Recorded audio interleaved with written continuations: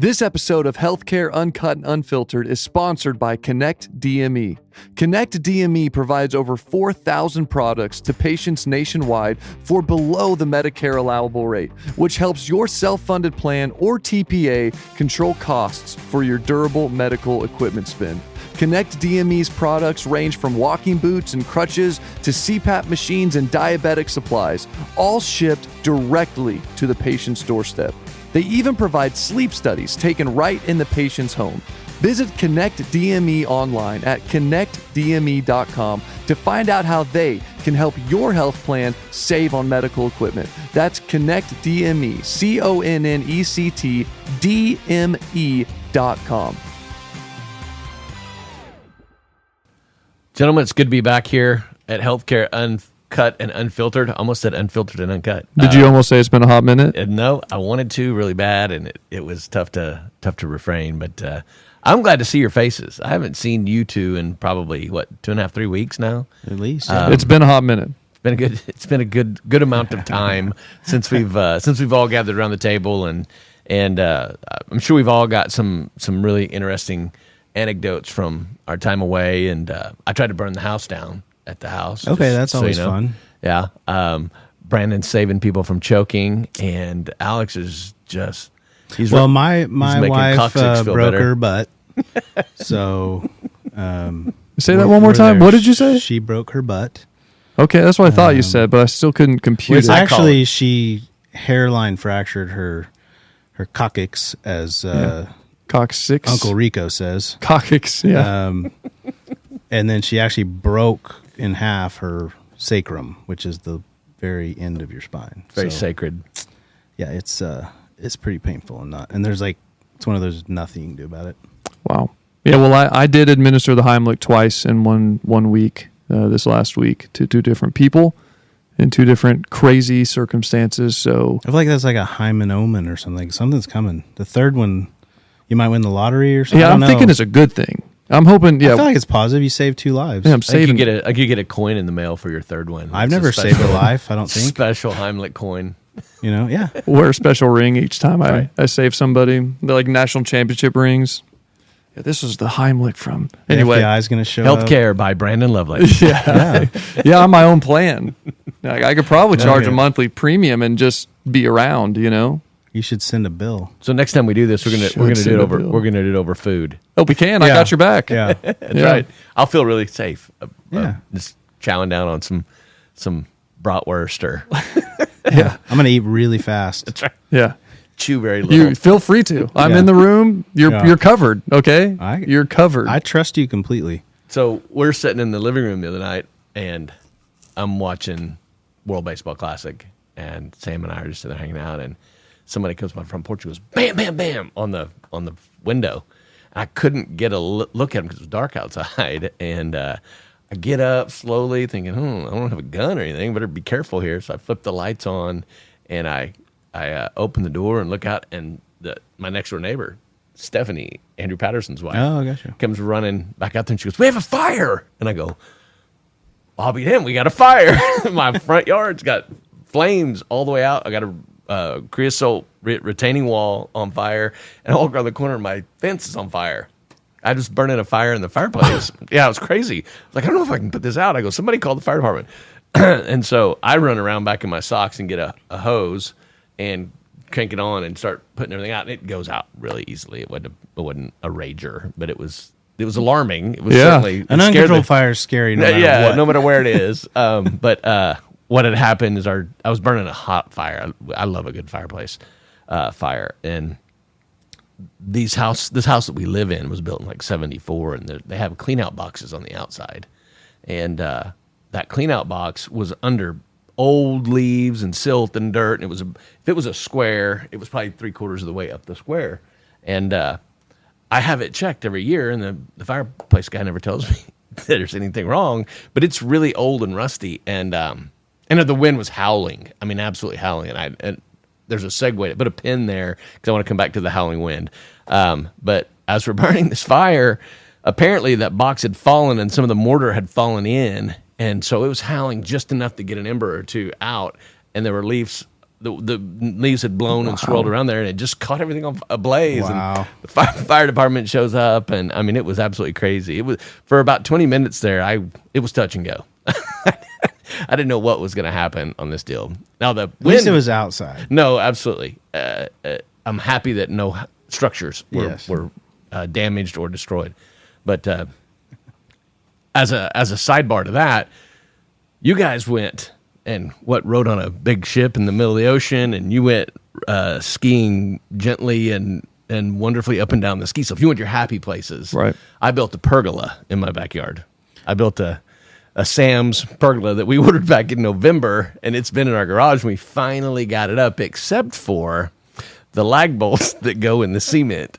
And when that wind started coming through, Tabby and I were like, what in the hell's going to happen to this pergola? We thought it was going to blow away, but it never moved. Wow. So we were pretty lucky. I wasn't happy that the wind came howling through after we got that thing built, but it was dicey. I was like, holy crap, I needed tie some cinder blocks together and hang them over each deal and just kind of add some weight to it. But it didn't have an issue. Make Sam sit out there hugging it all night. Right. So what happens if your neighbor doesn't see the fire and it starts to grow, and then it gets to your house, and then part of your house starts to get fire damage, and then you notice?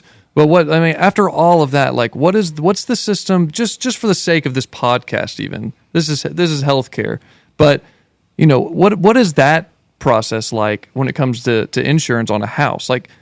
We're in that process right now. Because to me, it feels like it makes more sense than what we've done to our own bodies. It's easier. No, the ticket to the whole situation is knowing what your insurance, knowing how to navigate your homeowner's insurance, and knowing how to navigate your homeowner's insurance.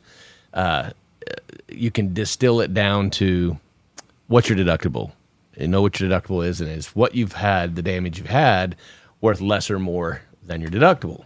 And so we feel like it is. We have a 1% deductible. What that means is our house is insured for $350,000, and our deductible is 1% of insured value. So our deductible is $3,450.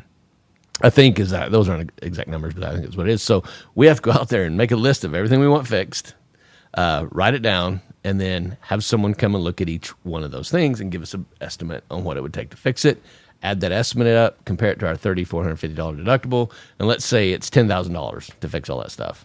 Well, your insurance company will cut you a check for everything but $3,450. Right. They'll subtract your deductible out of it and send you a check. That's when you go to work and say, can you get this done a little cheaper?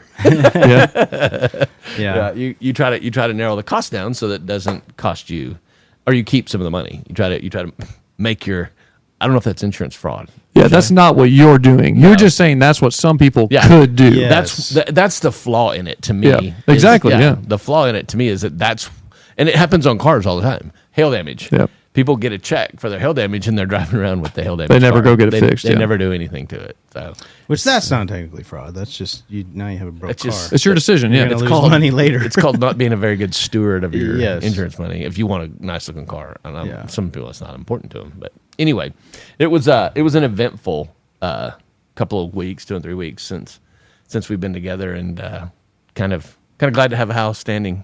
Yeah, we had earth, water, and fire. Huh? We had all of it. Yeah. Oh, there you go.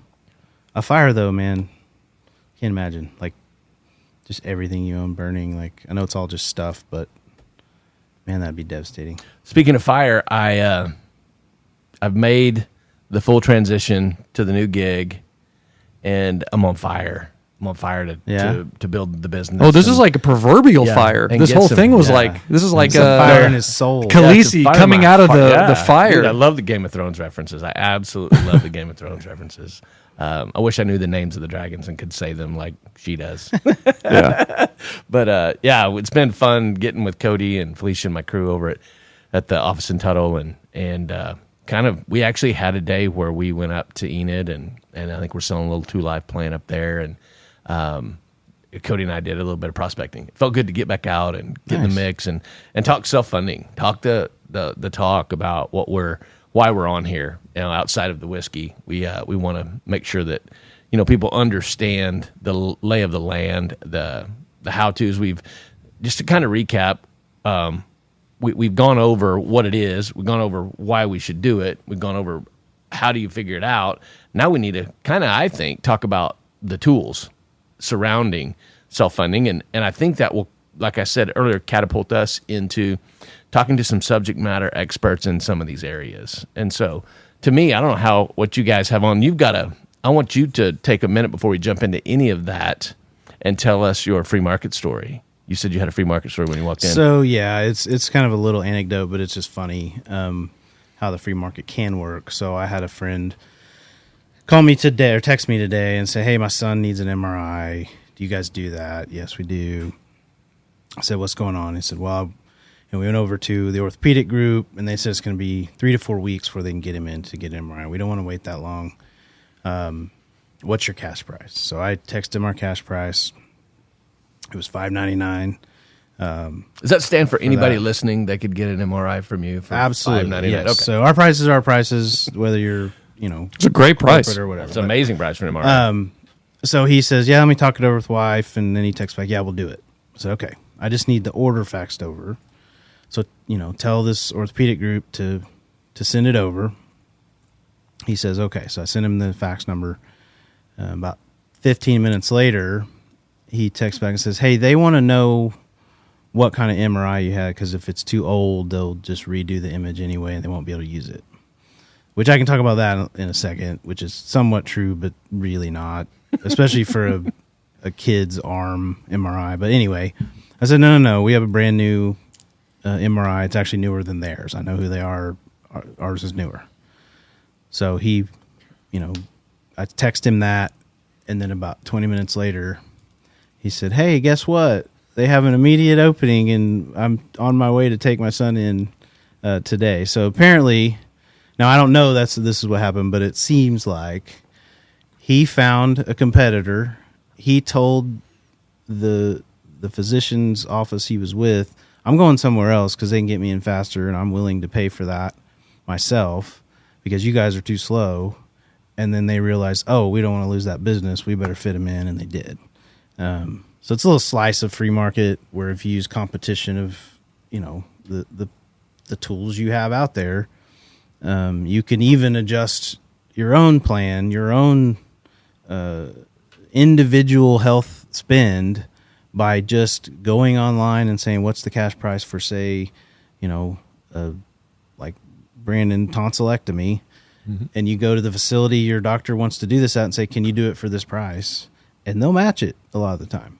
And if they don't, go where it is that price. So it's kind of cool. That's really kind of the exception and not the rule with a vast majority of employees or plan members out there. Is fully insured, self-funded. It doesn't matter if you talk to them like you're spending your money, which in the self-funded world, it becomes more us spending our money, and you want to be more of a consumer.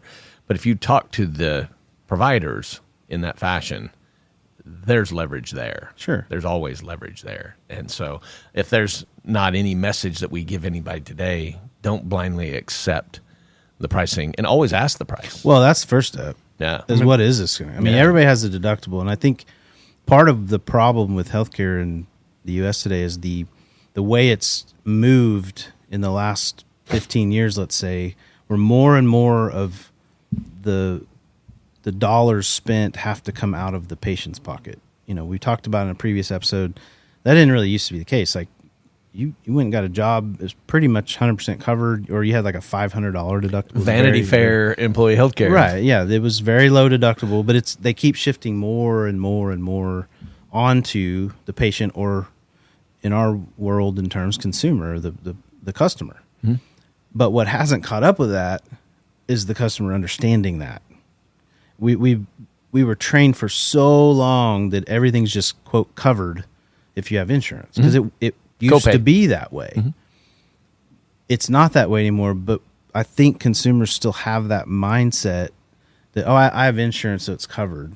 And then they realize, that MRI, I have to pay my entire deductible has to go. I get $3,000 is going to be just out the door to that facility before my actual insurance coverage kicks in.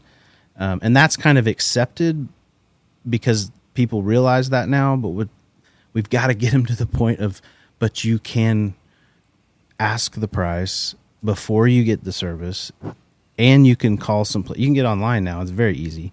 You go to fmma.org, you go to their shop health tab, you can go to, a number of them, MD Save, there's all kinds of places to find local prices, even buy the service in some cases on some of these services. So, but at minimum, you could take that price and say, hey, this is the price down the street. Are you going to really charge me $3,000? And that facility's going to have to make a decision. Do we want that business or they're gone?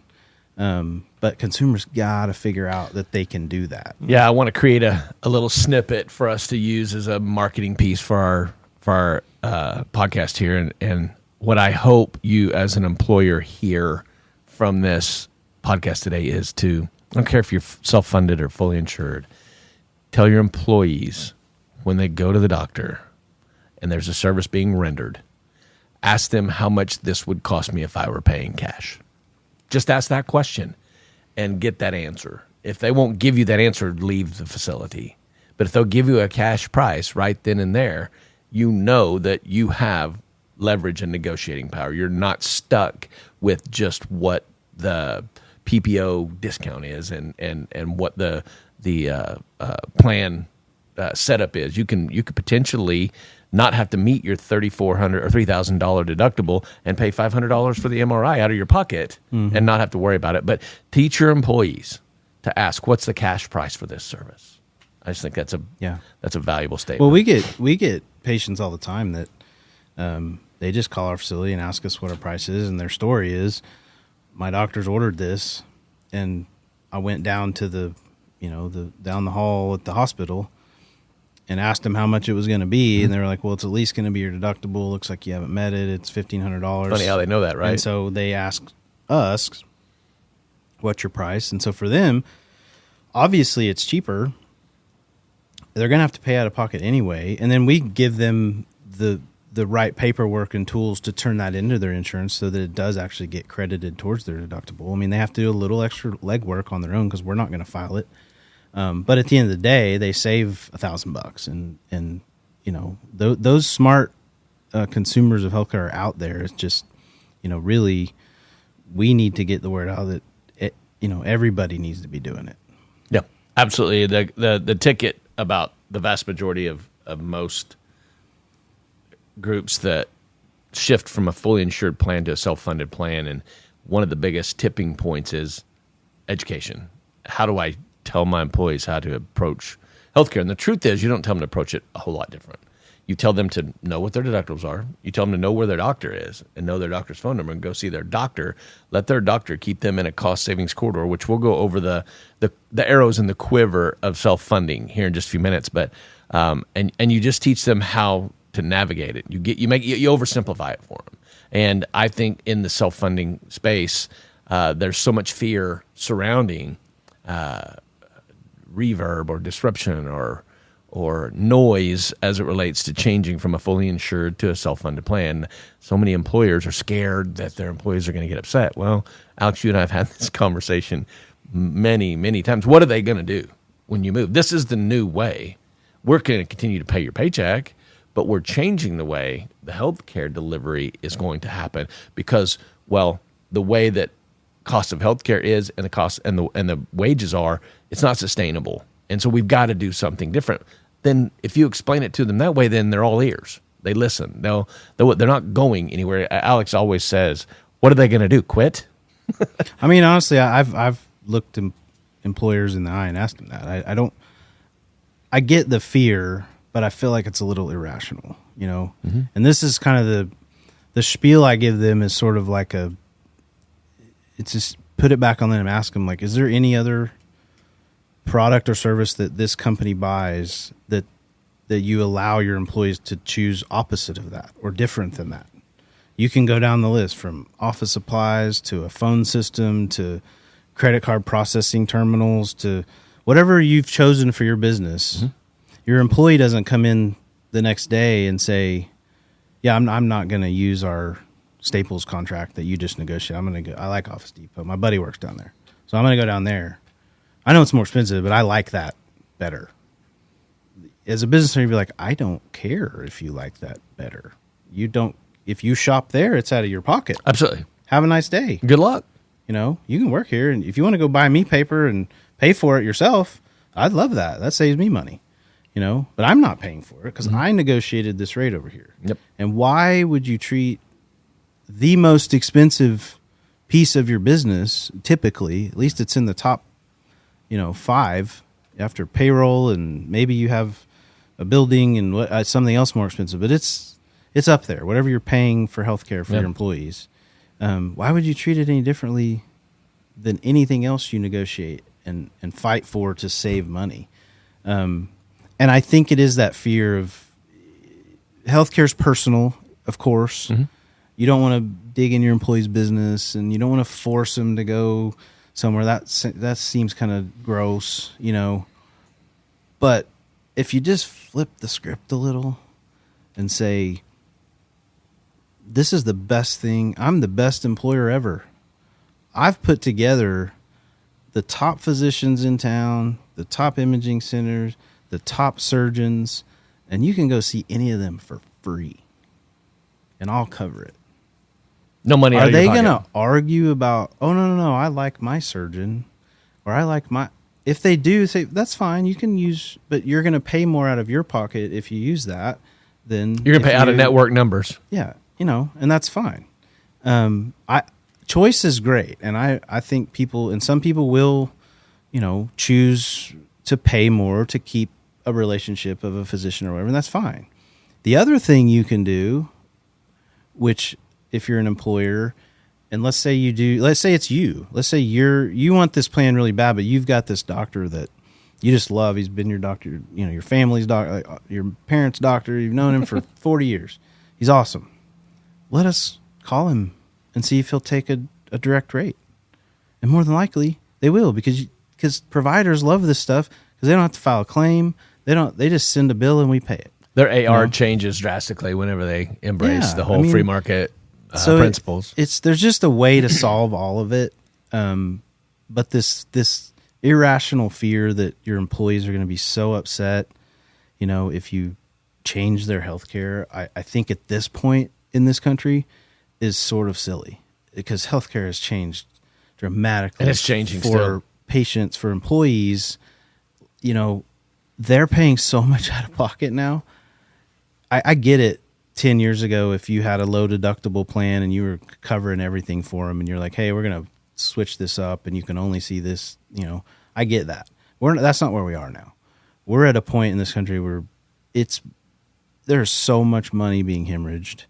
What is it, like $3.8 trillion are spent on healthcare in this country, and we're higher than, like, the next highest country is, like, that equates to like 20,000 per person per year, and the next highest country is like half that. It's wild. We're not number one in healthcare, in health. We're not number one in longevity. We're not. We're only number one in costs. And so I think everybody's ready and okay with cost conversations at this point. They're inviting them. They're absolutely 100% inviting them in. It's the second or third line item on a P&L anymore, and gone are the days of cutting your marketing budget to save costs. People are having to cut the healthcare budget, and that's not something that they've just been dying to do. But it's the sad, harsh reality of what the cost of healthcare is doing. But the key to it is knowing the difference between what you've got and what's available to you. And the vast majority, we talked about the broker, and they're not the bad guy, according to Alex. And you talk to the FMMA. They can be. You talk to the FMMA, and they're anti-broker. Yeah. But the sad reality is that broker has you in a plan that's going to pay him the most amount of money. Good for him. He needs to feed his family. He needs to make X amount of dollars. He needs to do the best thing for him. But at the end of the day, I look at it from a broker standpoint as, am I going to be employed doing what I do? What I do can be in jeopardy if we don't do something different and we don't figure out what to do. And for just setting the stage on this, the fully insured world is where an employer goes to a carrier and says, how much would you charge to insure all of our people? And show me your plan designs, and we'll pick one of those plan designs. And the carrier says, well, here's the premium. This is the premium that we pay, and all your health care is covered under this, and we'll set up the plan to where some of the cost goes back to them because health care cost is rising, so their copays are this, coinsurance is this, and their deductibles are this, and drugs are in or out of deductible, et cetera, et cetera. But you're paying a premium, and at the end of the year, whether you've gone under or over that premium, the health care carrier, the carrier keeps that, or they pick up the tab. Either way, with self-funding, an employer creates their own health plan and takes over the administration from a health insurance carrier. So they basically stop paying premium, and they say, without health insurance carrier, we now have to pay each claim directly. And so you're actually covering the health care as it occurs in a self-funded model. You design your plans, you set up your contracts with your vendors, you partner with your networks, with your PBMs. That's all within your control. In the fully insured marketplace, you lose that control. That doesn't occur that way. So the partnerships, I look at self-funding as a quiver. If you're out hunting for great health care for your employees, you got a quiver of arrows that you can use to drive costs down. Well, to start, you're going to need a third-party administrator. You probably can. Some do. We've got a group out of Tulsa that does. I think Alliance Coal, that crew out there. Paul Mackey says, I want to be my own TPA. I think he has a TPA, but he'd like to take it all under. But unless you just want to get involved in HCFA forms and taking care of everything and doing all that, you've got to have a third-party administrator. And this third-party administrator is a vendor, but if you look at this the right way, this is one arrow in your quiver. It's a partner. It's a partner that says, some third-party administrators will tell you, and this is 37,000-foot level. My hope is to bring a Luke Schaefer or Jesse Beck, one of those guys, in and have them talk to us about what the TPA world is. Troy Reichert would be a good guest in that world. But a third-party administrator is an entity contracted by an employer to be the administrator for their plan and perform the functions that were previously performed by the insurance carrier. So they're basically going to act as a bill payer. All right, you're familiar with the TPA world. We went through a TPA switch in 27 days. Thank you, Steve Marler. But the carrier may offer. There are carriers out there that may offer services like a TPA. It's called ASO, Administrative Services Only. So people can have. I think Aetna's TPA is Meritain, and United is UMR, and they'll do administrative services only, and you can still stay with carriers if that makes you feel warm and fuzzy. But the third-party administrator is going to be the one that pays your claims, and they help your employer process the claims. They send notices to employees. They receive and process payments. They use their scale to obtain preferential contracts with vendors such as carrier networks, PBMs, point solutions, and more. Here's the thing about them. The partner, the sharp end of that arrow, is a TPA that will collaborate with you on how to drive costs down. And ever since we've been working on the Accident Care Treatment Center plan, we've always had pretty good TPAs, wouldn't you say? Mm-hmm. Very good. So, and that's a big piece of the action. If you don't, you can mess up with a TPA because the TPA can be paid by the people that he recommends, the partners that he can recommend, the vendors such as the carrier networks can say, they can say, hey, we'll give you $2 a script. So you want a good TPA. You want a third-party administrator that's going to pay your claims, that's going to make your employees think that they're still in a fully insured plan. Look, feel, smell, just the same. The second is one that you just mentioned is PBM. Mm-hmm. It's Pharmacy Benefit Manager. Another arrow in your quiver. Drugs. They are becoming the biggest, they will be soon, the largest cost of an employee health care plan. It's getting nuts. It's getting out of control. Not if Mark Cuban has anything to do with it. That's exactly right. I'll tell you, wow, that's another episode. It's awesome is what it is. You think what he's doing is awesome? Mm-hmm. Okay. Until, if nothing else, it's going to bring the pricing to light and force something to change. Yeah. Well, you have a differing opinion, obviously. So you've got a sidebar. You got to tell us what is Mark Cuban doing? Mark Cuban is he's bringing transparency to pharmacy. He's gone a step beyond a PBM and said, hey, look, we should be able to buy our drugs on an open market. and he's created a little bit of a, I can't remember the name of it right now. What is it called? I can Google. It's an online pharmacy, basically. Yeah, Brandon. it's an online pharmacy, open to anybody. You send your script. They've got super cheap options. It's called Cost Plus Drugs. There you go. That's it right there. I'll read to you guys if we want to take this sidebar real quick, but I will read to you if I can find it. I had a comment on something he did, and it was from a local independent pharmacist. And this local independent pharmacist came out and responded to what Mark Cuban is doing. And as we keep going, we'll talk about the PBM, but if I find it, I'll show you guys. I'll read to you what it was, because I posted it on here. Golly, how long ago was it? I think it was... Well, what was the gist of the beef? Gist of it was that he's buying the drug, and he's talking about how somebody's doing something so wrong, but he's doing the exact same thing they were, just on a smaller scale. It's in what way? In the way of how, man, I want to find this so that I can be articulate about it, because right now I'm trying to remember all of it. I just remember it being absolutely incredible whenever I read what this local independent pharmacist said.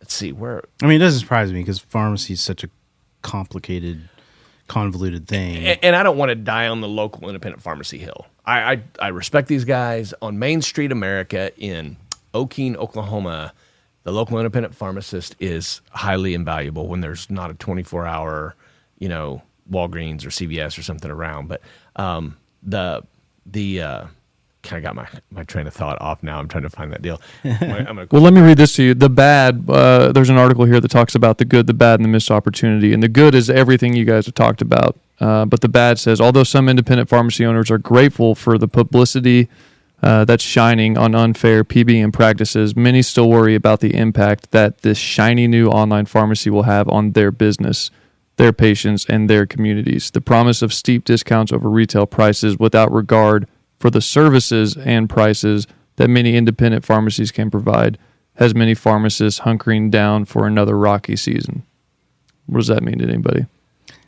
That's kind of the Main Street, small town America argument about any business. Yeah, true. It's gonna. Yeah, it's Walmart coming in and it's going to shut down the local hardware store and you don't get to talk to the pharmacist about how you can really. I understand that plight, except pharmacy's so much more. They chose that business model. Well, and it's so expensive right now. I don't have a problem with anybody creating a business that's going to drive pricing down where it should be, where the rest of the world is on most of the that website's not offering specialty drugs. It's not offering the high end stuff because they can't. But when you're talking about basic meds that like I told a story early on a podcast about I get my metformin from my direct primary care physician.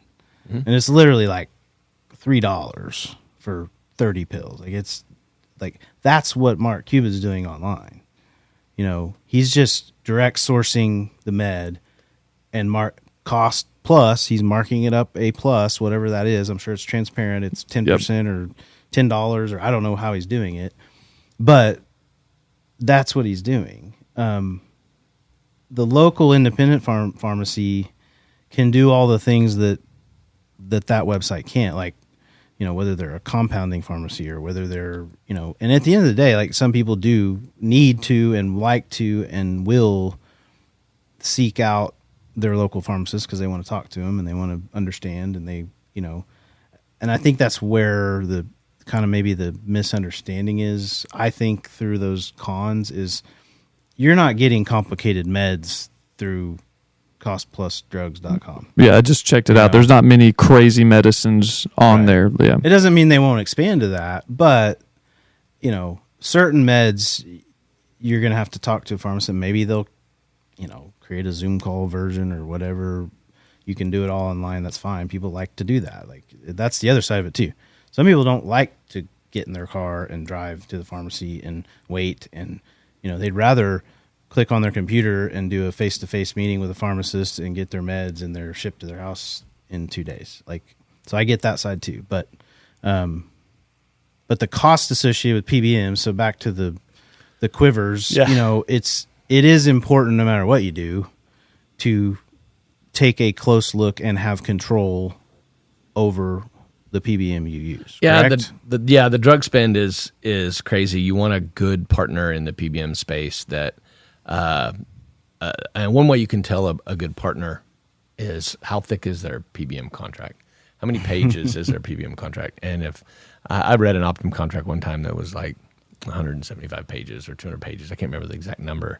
But when you have that many pages of language, you've got a lot of things that you want to say and potentially stuff to hide. And legalese is the number one way that PBMs win. I've looked at some very nefarious PBM contracts from the perspective of having language in their contract that allows for them to re-adjudicate a claim up to 7 years later. So if a medicine came through on a claim and they adjudicate that claim right then and right there, they have the ability in their contract language to come back and 7 years later take another $10 or $15 off of that because the price of the med didn't make them a profit. I mean, there's some really nefarious language in a lot of these PBM contracts. So really, truthfully, a PBM is going to be very, very, very important. They have to have alternative solutions to fight the cost of medicine. Find a PBM that will source medicine out of internationally. And my pharmacy people are going to get pissed at me for saying that. But at the end of the day, McKesson New Zealand and McKesson United States are still McKesson. They'll tell you that you don't know the drug mix. You won't know those things. But at the end, that these guys can't ship this stuff into you if they're McKesson and cause you harm. They won't stay in business. They need one case like that to have the name changed on their wholesaler label.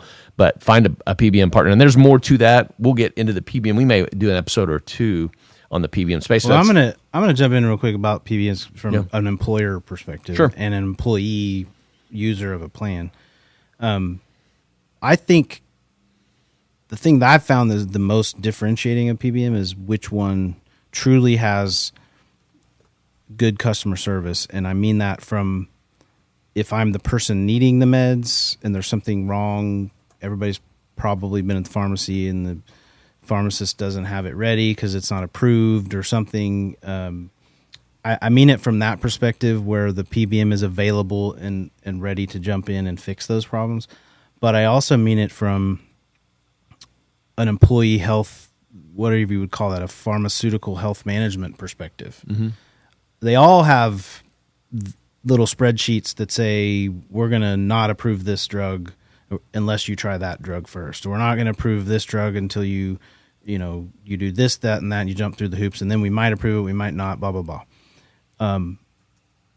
But I think that patient education and employer education of knowing why they're doing that and how they're doing that and having that conversation up front helped us tremendously.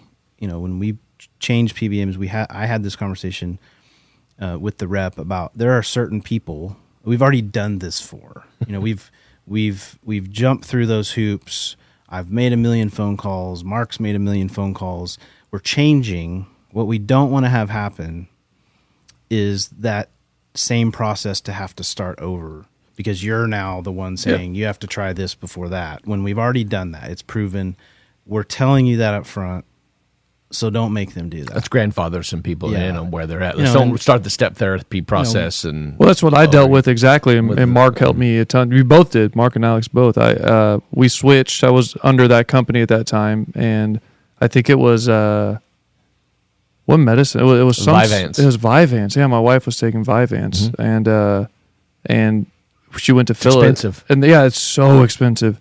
But she had tried like 6 different things before that, and that was the one. And I remember she went to fill it, and they're like, "Sorry, it's not. You need a prior auth." Was the word prior authorization? And we didn't even know what that. We're like, "Well, what does that mean?"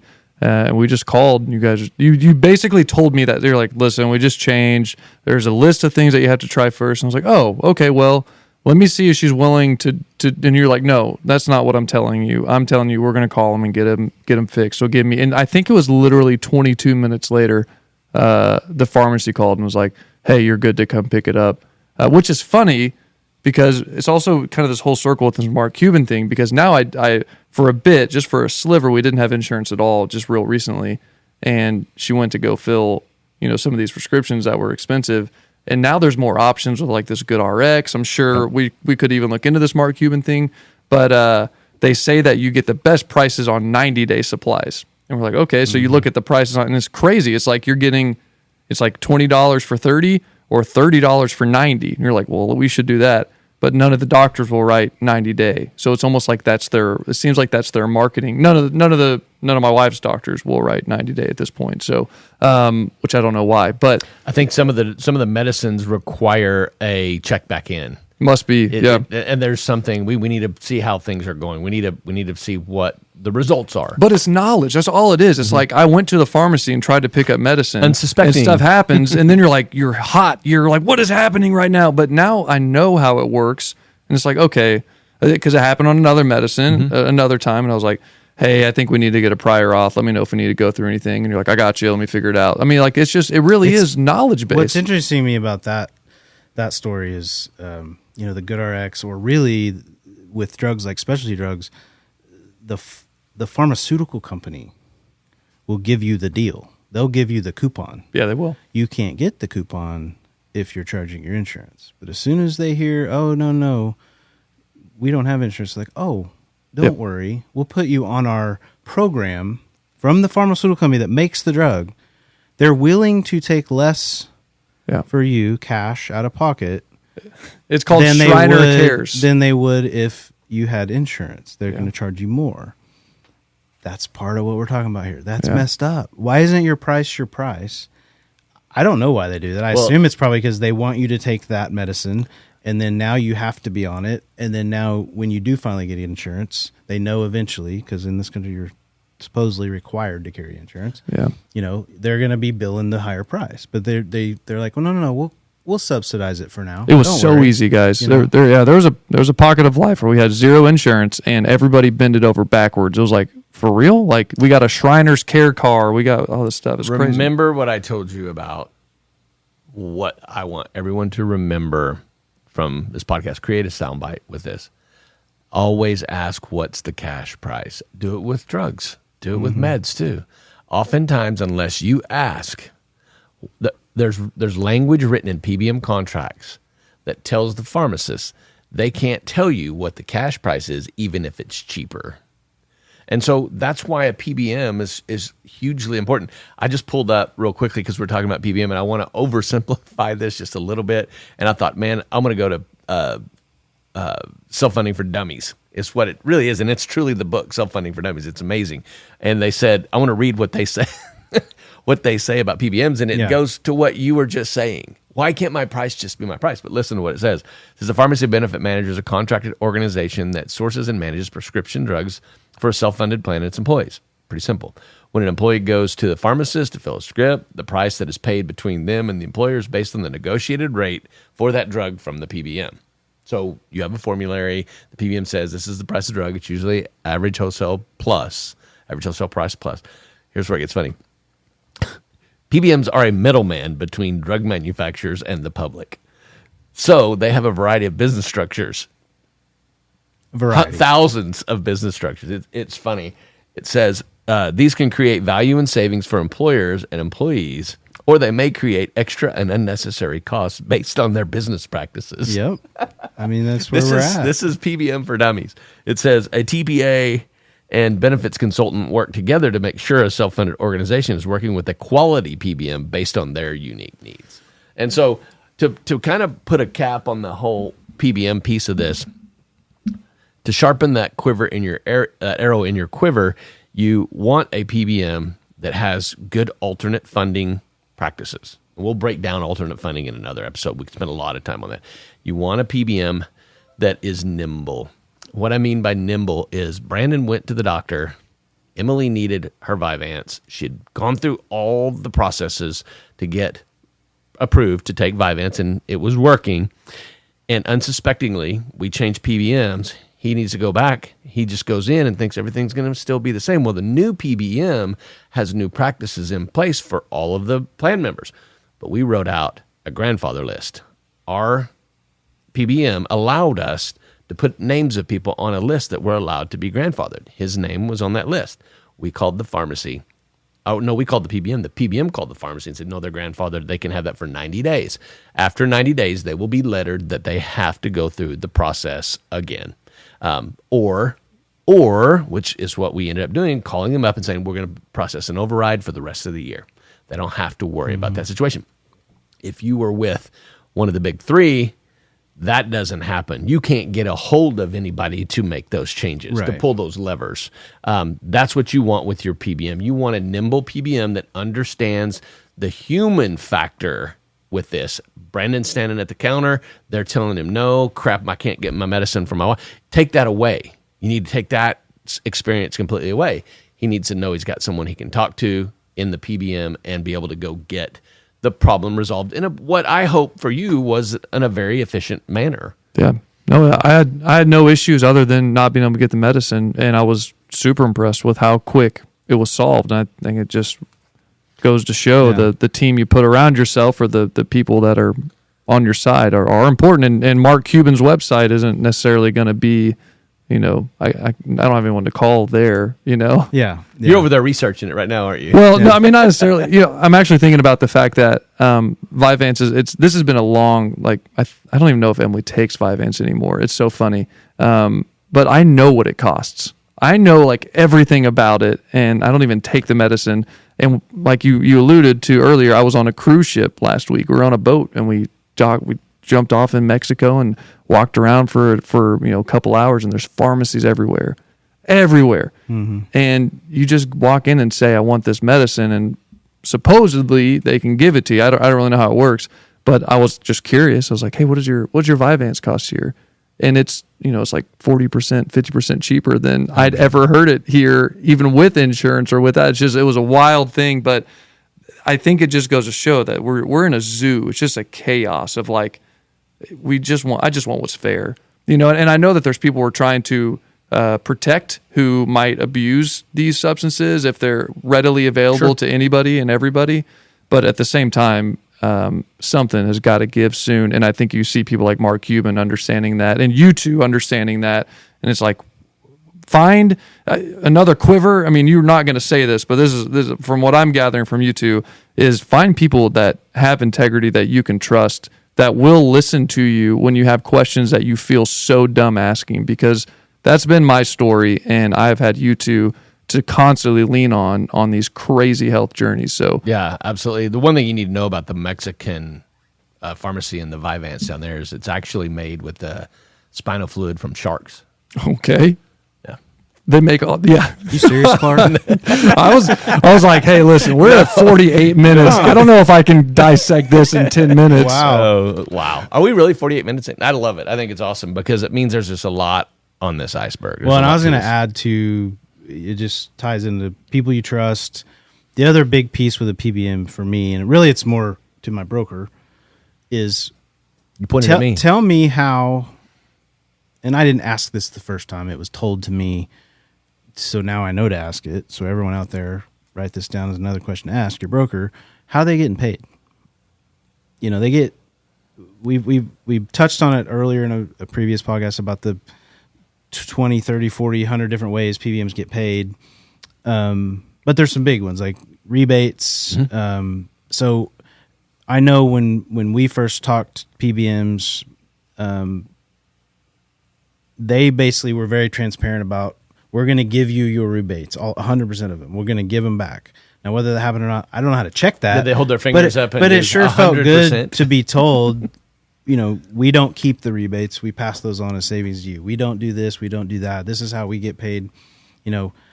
Again, I rely on my broker and other people to check that, but it's different than just someone saying, oh, this is your PBM, sign on the bottom line. Yeah. You don't know anything about that. Blind stuff. trust. Yeah. The ticket on the rebate piece is, how do they define rebatable drugs? So it has to be a preferred brand. that you get a rebate on when there's a brand drug that you may have gotten prescribed that they get a rebate on, and they keep that rebate. And they define the drug differently so that they can word salad you. So you get rebates on preferred brands, right, but not on anything else. Or non-preferred brands. Right. And there may be a non-preferred brand in there that you have prescribed that somebody paid for that you got a rebate coming on. You know where that rebate goes? You do. We all do. It goes to the PBM. Yeah. They keep that money. So they word salad you in the contract. The contract's the biggest piece of it. The next step we have to take, PBM, we can spend lots of time, and I'm going to find that post, and I'm going to lead with that post that I got next episode, because it's going to take me a minute to find it, but it's valuable. It's interesting. I'm not telling you that Mark Cuban is bad, but Mark Cuban is a billionaire, and billionaires don't do things to become less of a billionaire. Oh, 100%. And so at the end of the day, there's an income model there for there's sure. There's a big income model, and the guy that wrote what I copied and pasted and talked about exposes that to a level. Right. So we'll talk about that another time. The next arrow in the quiver is stop-loss insurance. Self-funding is risk. Whenever an employer builds a self-funding plan, they're assuming the risk for the health care. You need help on that risk, because one NICU birth can all of a sudden turn into a whole lot of money out of your pocket if you're fully self-insured and you don't have enough money coming in to cover a $5 million NICU birth. So stop loss is important, and what I think the way to sharpen that stop loss arrow is to benchmark your stop loss every year and partner with somebody that can bring you multiple stop loss carrier quotes. Make sure that your run out or your contract type is beneficial to you. 12-15, 24-24. I'm sorry, 15-12, 24-24, 12-12. Those are all times. Those are all periods of time in which claims mature, if that makes sense. So a 12-12 contract means you got 12 months of claims. They're due in 12 months, and you're done. A 15-12 means you've got 12 months of claims. You got 15 months to pay them. 12-12 is 12 months of claims, 12 months to pay them. 12-24 or 24-12 is 12 months of claims, 24 months to pay them. So what that means to the employer is all my claims are going to run through on a 15-12. All my claims are going to run through, and after December the 31st, if we're on a calendar year, we're going to look at our last claim, and we got sometimes claims come in later than December the 31st. Somebody went to the doctor on December the 31st, and that claim didn't come in until February the 10th. Well, you've got 3 months for claims to come in before they decide whether or not you have reserves left or whether you've ate up all of your dollar spent. So they give you a time to have what's called run out. You had a claim be processed outside of run out. So you've got to have a smart stop loss partner. You got to have your broker needs to understand stop loss. Stop loss can be good. Stop loss can be bad. We've had some people on bad stop loss contracts, and it's cost them a considerable amount of money. If you're an employer listening, you don't understand what stop loss is from a dum-dum's perspective like me, when I didn't know what it was.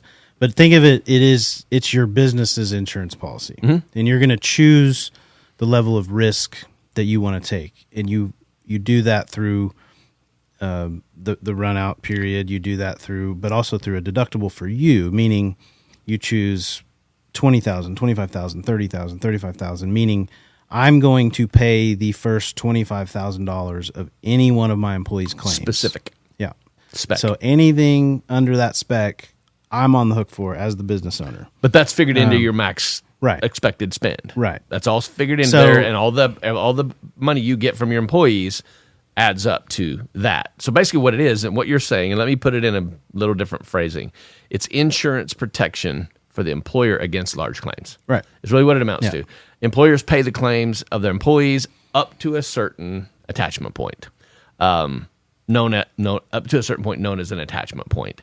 The stop loss insurance carrier will reimburse the employer for any claims above this, and you mentioned it a while ago, this deductible. It's a stop loss deductible. It typically comes in two forms, spec and ag. And I put my clients on stop loss insurance with specific and aggregate stop loss coverage. Individually, you're covered for one employee that lights his house on fire and he becomes a $30 million claim.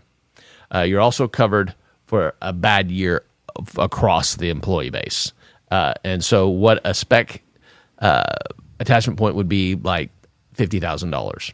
An aggregate attachment point might be $1.5 million. Right. So it's kind of like the individual family members deductible, and then you have a total family out of pocket. Like once your family hits an amount, everything's covered, right? Mm-hmm. So it's kind of like that. Makes sense. Absolutely. So stop loss can also be on the take for money.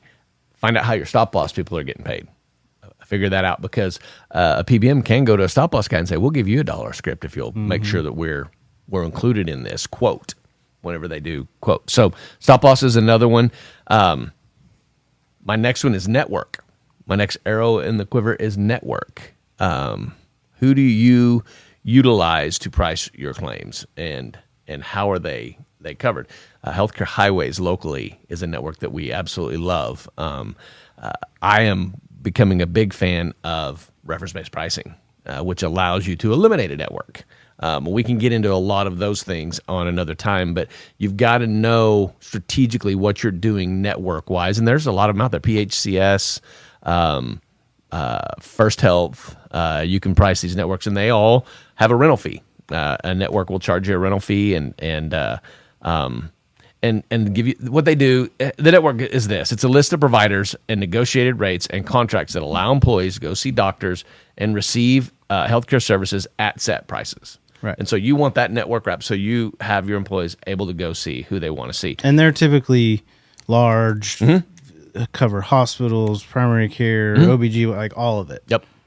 Yeah, they cover the things outside of primary care. Right. Everything outside of a primary care doctor's office goes into the network. Yeah. So, and then RBP says you don't need, everywhere is your network. Reference-based pricing says everywhere is your network. And there's risk associated with that. There's negotiation associated with the network piece. And we'll break down, we'll have Rich Hess in to talk about network stuff. And we'll have Omar Arif come in and talk about reference-based pricing with ClaimDoc, because these are two really, really amazing pieces that can really put your plan into a great position for success. The next we want to talk about are another arrow in the quiver is direct contracting. And we've been talking about this a lot when we talk about surgeries and things like that.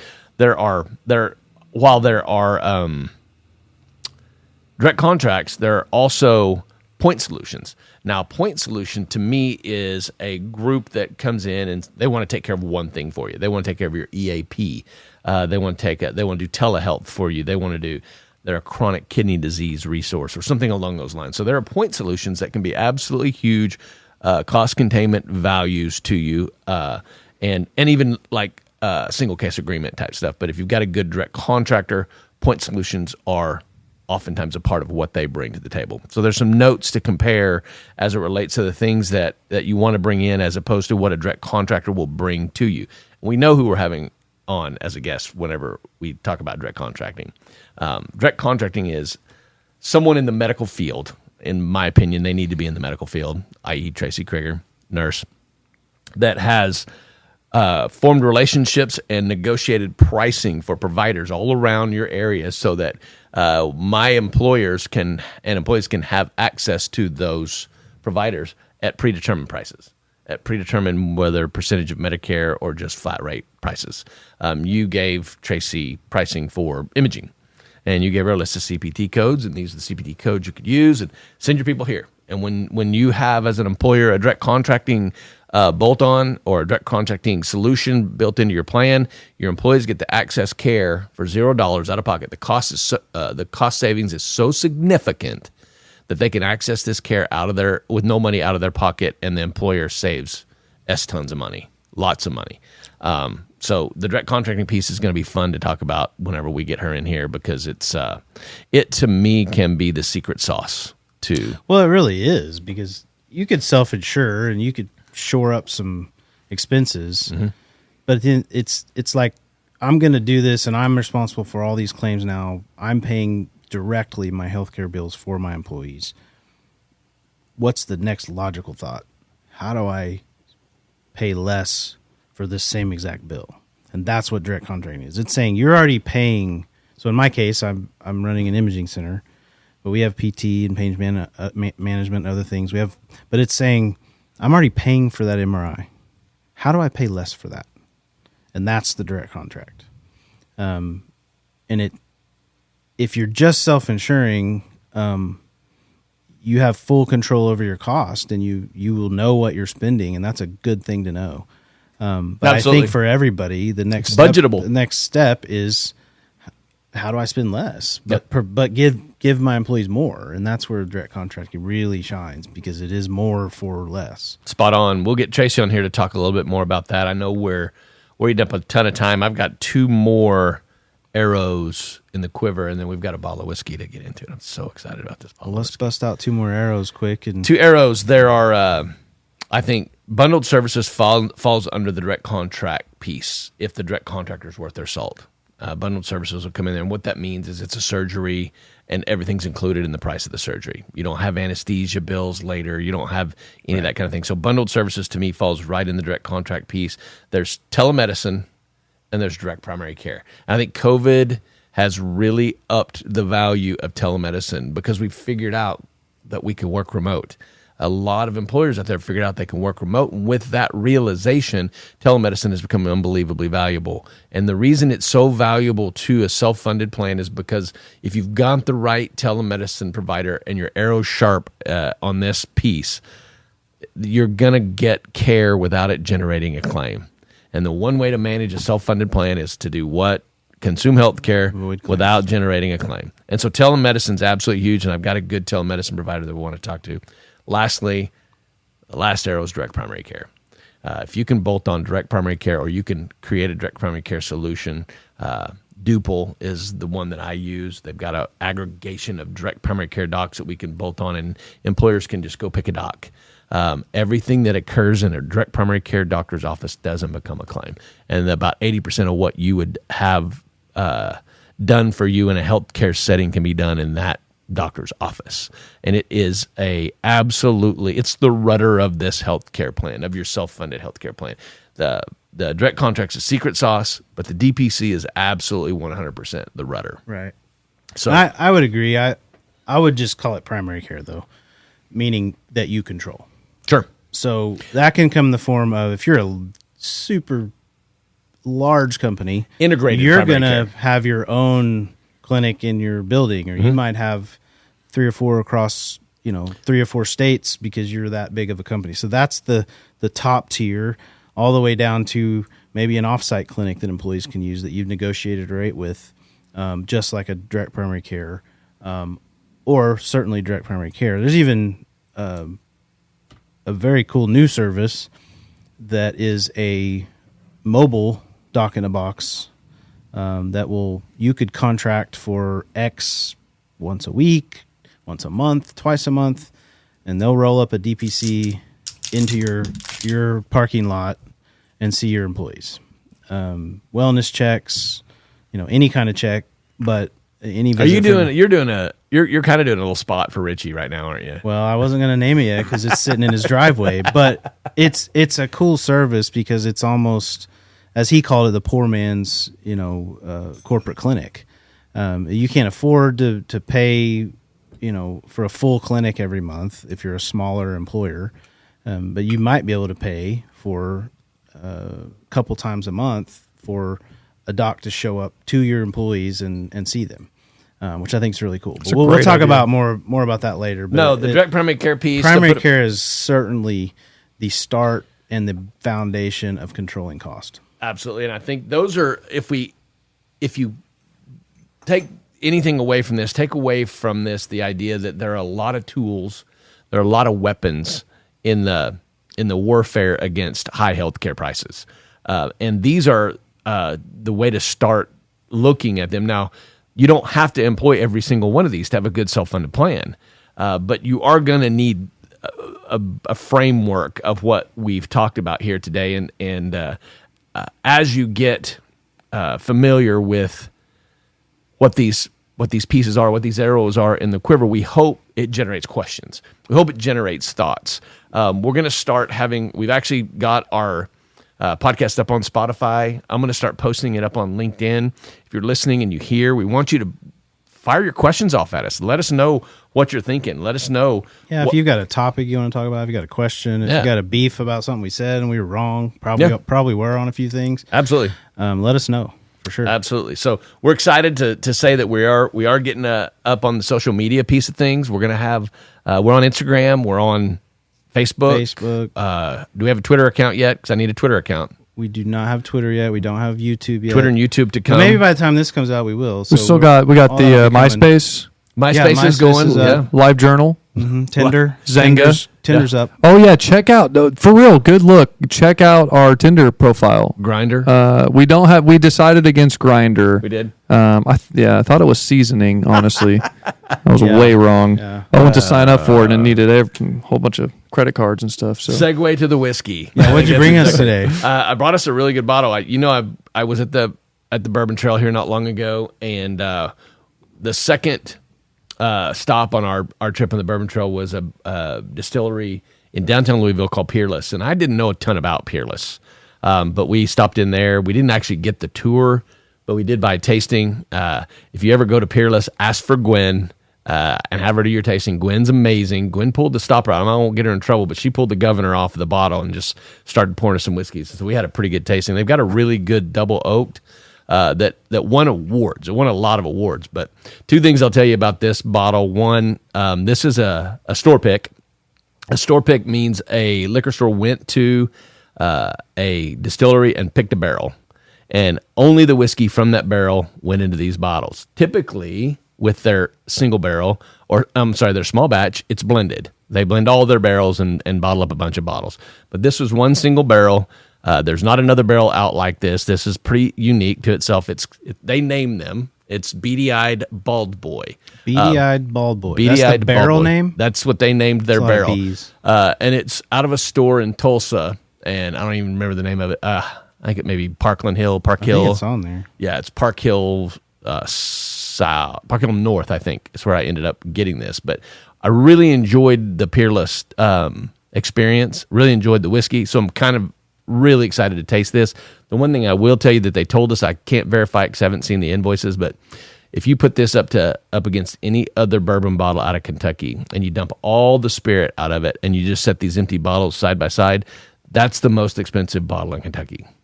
And the people at Peerless said, if we're going to build a beautiful spirit, we're going to put it in a really, really nice bottle. So they pay more for their bottles. Oh, the bottle itself. Okay, the bottle itself is more expensive. It's like a $7 to $9 bottle. Barrel. Yeah.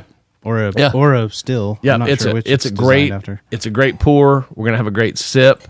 And I'm excited to kind of hear what you guys think. And it's going to be. And that's where in Kentucky? It's downtown Louisville. Okay. Downtown Louisville. Yeah, it's a nice one. So, and we've already got it in the infinity bottle. We're keeping the infinity bottle rolling. So I'm looking forward to it. How many more episodes before that's full? Cheers to you guys. Cheers. I don't know. Cheers. I'm excited to try this. It looks like maybe, what are we on, 5? Is this 5th? Mm-hmm. Okay, so maybe 7 or 8 more. Maybe episode 20 it'll be full. I don't know.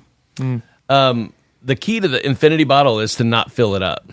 That's why it's infinity bottle. So whenever we have a special episode or something monumental happens or something really cool going on in our marketplace. There's a burn right there, isn't it? Yeah. Yeah. Isn't that what you said it was called? It's called Kentucky Hug. What you feel initially. They tell you that when you get that sip up, swish it around a little bit, then swallow, and then take your next sip really quickly after, and the taste profile can change a little bit. It definitely does. I guess everything affects everything. Thank you to Peerless for their Kentucky straight bourbon. Thank you guys for a great episode today. I know we went long. Bringing it. We took it really deep. I just think that it sets us up for the framework of some great guests to come on. There's some really smart people in this business, a lot smarter than me, that I would love to get on here and share kind of their insights. We've already been calling them. You guys know it's coming. Get ready to be on. Oh yeah, they do. They do, and we're excited about it. Glad to be back. Glad to be back on a regular schedule. Yeah. B-Love, thank you for all the hard work on the boards and the operations of this deal. AMAC, keep the stories coming.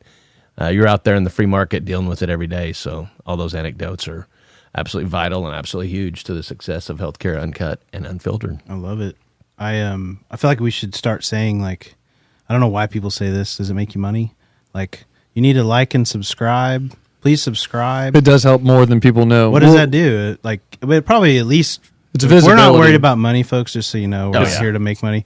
But I do think it would it's visibility. boost our podcast. If you type in healthcare in Spotify, you're going to have to scroll a long time before you find us. But with just 10 people liking your podcast on Spotify, it puts you in the top 30%